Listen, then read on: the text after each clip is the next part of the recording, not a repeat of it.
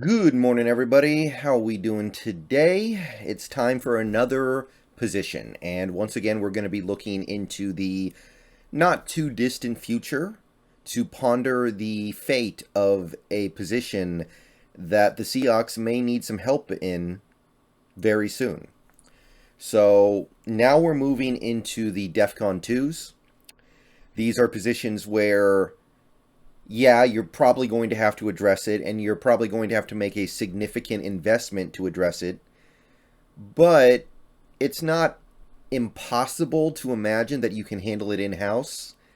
And even if you don't have the ability to handle it in house, it's not going to cost some ridiculous amount of capital to take care of it. So today's position is center. And center's been a difficult position for the Seahawks ever since Justin Britt went from being a pretty good center to an average center. I don't know exactly when that happened. Maybe it was like 2016, 2017. And ever since then, it's been a fight. We've had Ethan Posick, we've had Kyle Fuller, we had obviously bad Justin Britt. At the end of Justin Britt's career, he was pretty bad. We've had Joey Hunt. We had Damian Lewis for a game. Not great. And regardless of any of that, forgetting all that stuff for a moment, what we have right now doesn't instill a lot of confidence in people beyond the current year. So it's 2022. We've got four guys under contract who are mostly or probably or at the very least have a decent chance of being centers on the roster for the Seahawks in 2022. And it's not great.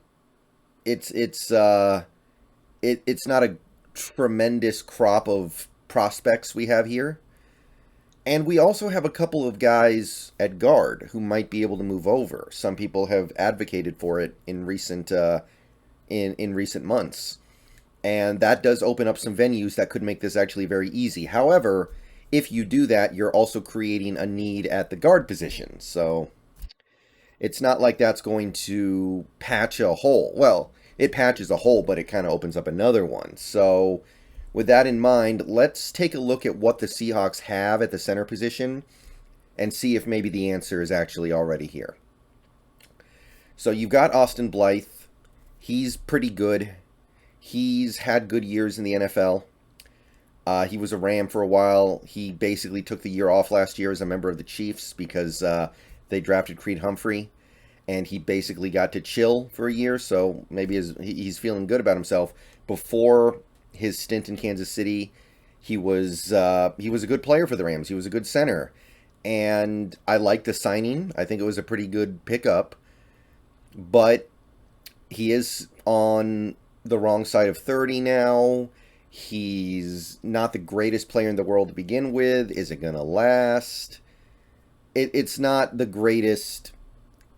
It's not the greatest piece to have a significant portion of your future stability bet on. You got Kyle Fuller. I've said enough about Kyle Fuller already. I've seen enough of that guy. I was really actually annoyed that we brought him back at all. There's just nothing there. Center's his best position, and he's not even good at that. There was a short, maybe 2 or 3 week span where it looked like maybe he was starting to come into his own, but no. Dakota Shepley is probably the third man up at the center spot. He has no NFL experience. All we know is that the team seems to like him. He's another one of these offensive line projects that lately have not been working out. I'm thinking about guys like what was his name? Sokolai. Guys like God, we've had so many guys. Most of them were Tom Cable guys. I understand that, but you pull in these guys thinking that you can turn their careers around. Christian Sokolai was a great example. The one that worked was J.R. Sweezy, and then after that, you've had failure after failure after failure to develop a offensive line from nothing. And Shepley, right now is just another one of those guys. Then you have Pierre-Olivier Lestage. I think the team may actually view him as more of a guard, but when he was first brought on, they talked about him like he was a center.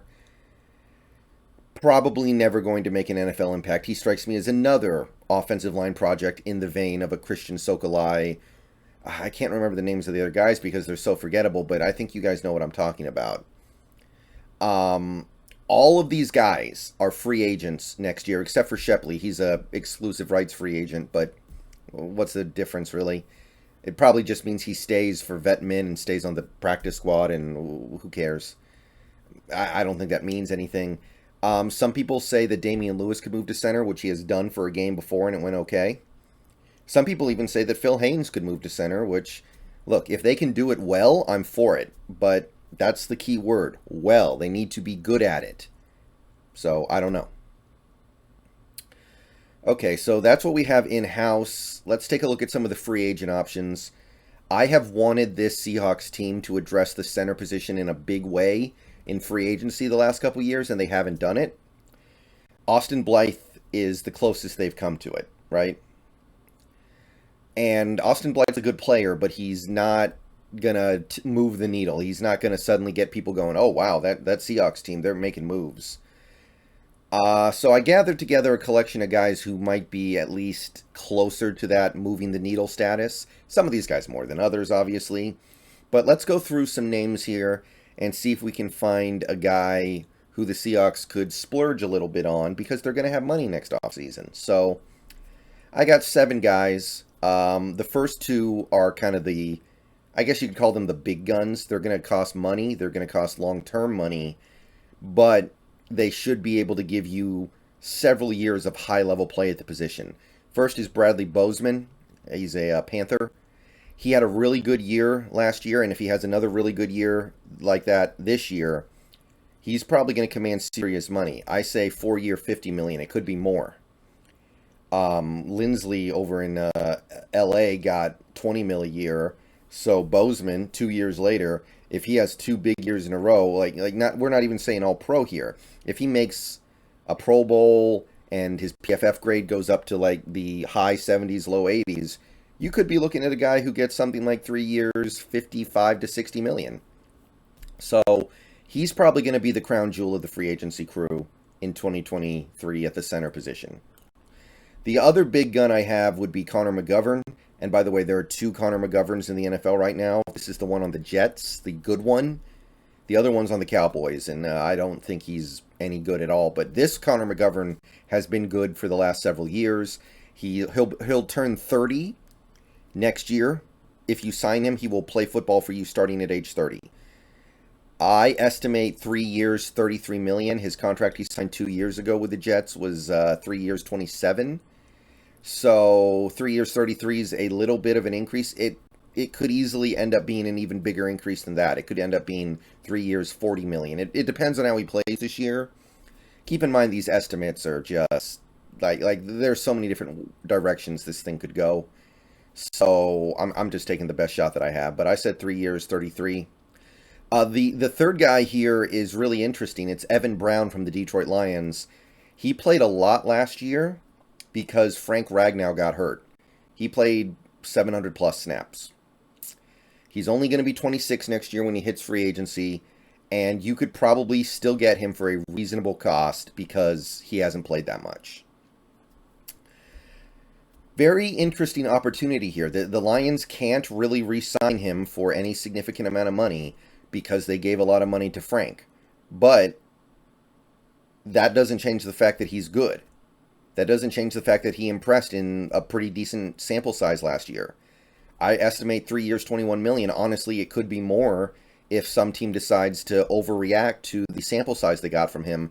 But you got to remember, in 2022, he might not play very much because of Ragnow. If Ragnow is healthy in 2022, then Brown is just going to basically sit on the sideline, and his 2021 tape is going to collect dust.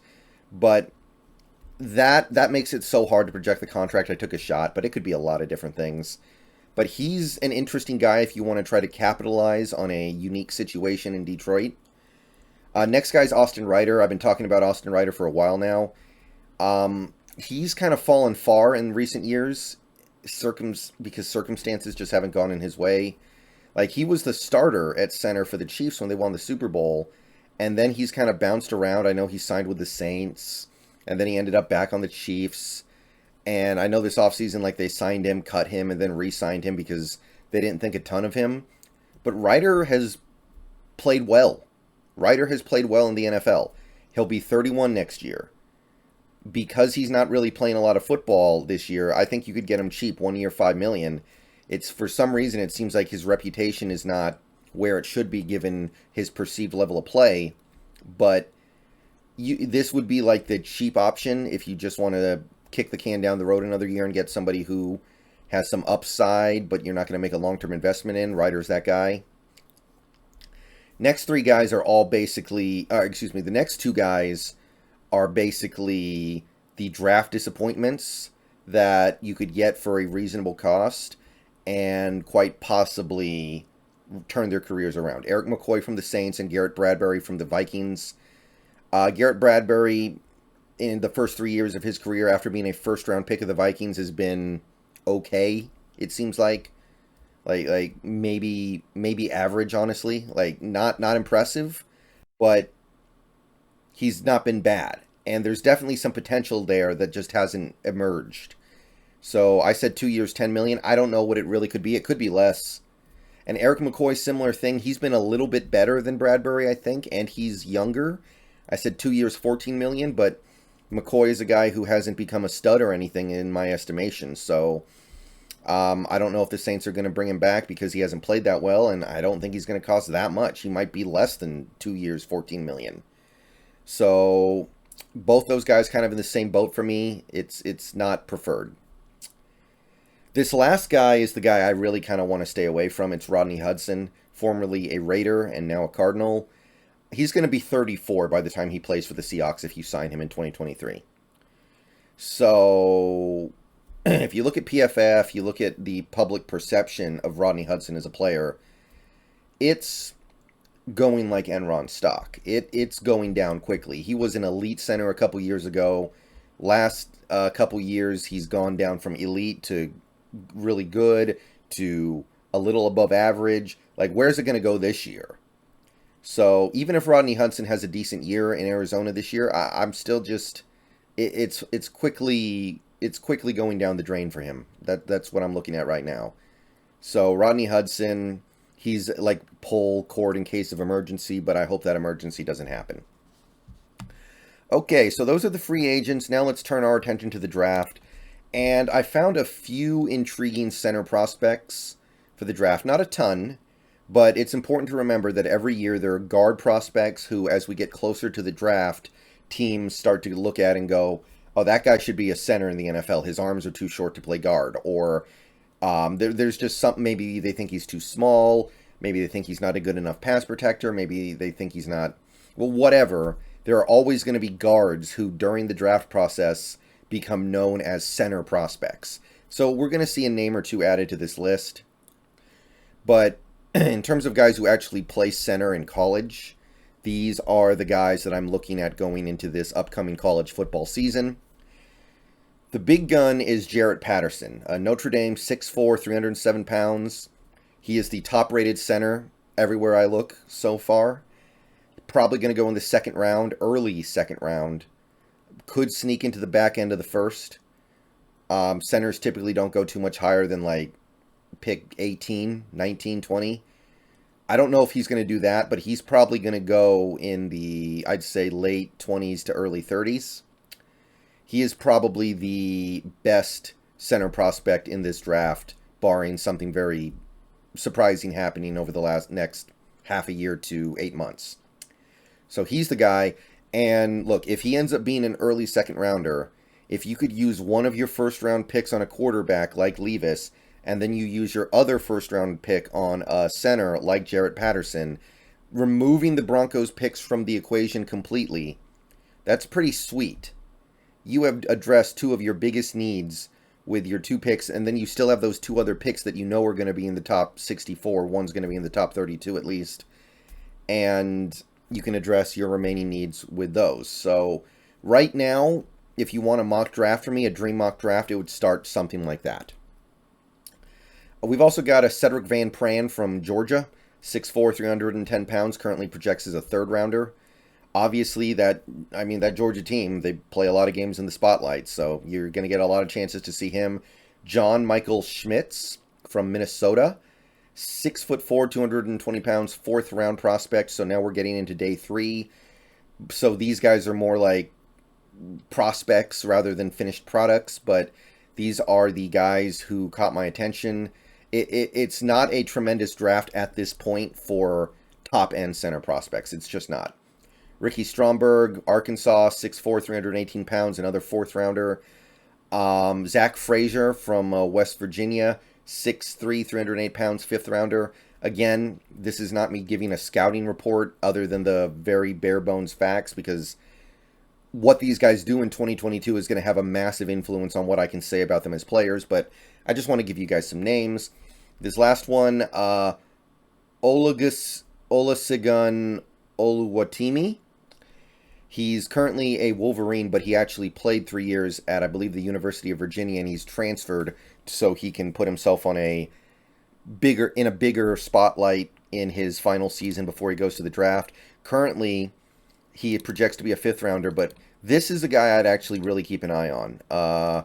Olusegun, he may move up draft boards very quickly now that he's playing for a more high-profile school in Michigan. So he has the opportunity to be a riser into that second day range, I think, more than maybe these other 3 guys. But those are the 6 guys I have my eye on right now. There are going to be a couple others that emerge in coming months. But if you want an early taste of what the Seahawks could do to address their center need in 2023, this is where I would start. So let me know what you guys think. Let me know what you guys want to do with the center spot, who you would go after. Is there anybody you think I missed, maybe in the draft? Obviously, there might be a guard prospect or two who just went under my radar because they play guard in college, and sometimes you just don't see that the guy is going to be a better center until much later. Maybe there's a free agent or two. I did see there are definitely other names who are going to be free agents, but the thing to remember is that are they actually better than Austin Blythe? If they're not, then why not just bring back Blythe? He's not going to be expensive, right? So that's the guy you got to top to really get my attention. All right. Well, that's your center video. Another position tomorrow. Hope you guys enjoyed. See you guys later on. Go Hawks. Should be streaming on Twitch tonight. Maybe another video later today. See y'all later.